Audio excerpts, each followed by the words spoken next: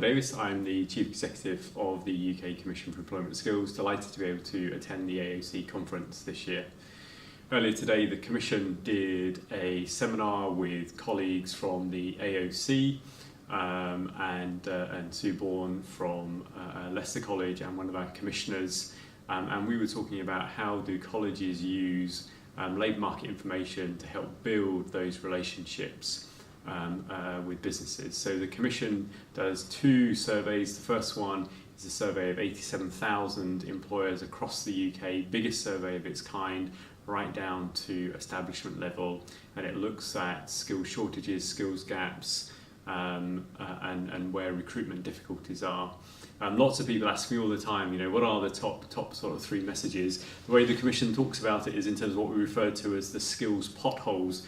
So imagine a system that sort of works, but what you've got are these persistent potholes that, despite all of our best attempts, are really difficult to fill, and we see those in technical roles, technician roles, in professional and associated professional services, particularly in industries such as manufacturing.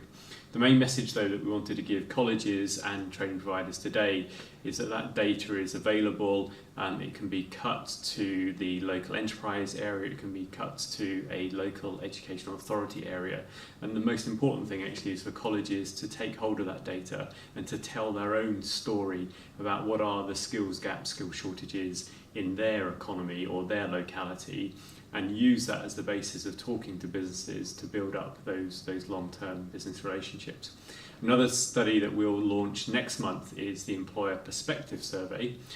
What that does, that's a survey of 15,000 employers, again across the UK, and it's asking them questions about recruitment, their recruitment of young people, asks them about the services that they use, whether that's from Job Centre Plus, colleges, training providers, and again would encourage colleges to use that as a source of really good market intelligence to help you think about how you create your offer in terms of working in businesses. One specific, though, theme that we would highlight in that is in relation to young people is that smaller businesses have quite informal recruitment practices. So we ask them, where do they recruit and how do they recruit?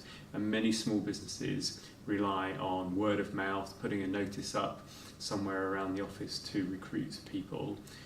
We think that's a particular challenge for young people who live in households where no one works or on communities where no one works, because they can never be part of those networks of where those informal job offers are being made. So colleges play a really important role in ensuring that they provide good work experience opportunities to help young people build those relationships and networks with employers, because ultimately, as you go through an economic cycle, your new job creation tends to come from the smaller businesses. So, you know, the job opportunities will be with the smaller businesses, and it's helping young people get access to those that's really important.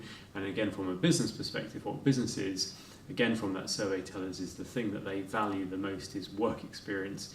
And of course, the thing that young people find hardest to get is work experience. So again, a great role for colleges to play in helping broker that relationship.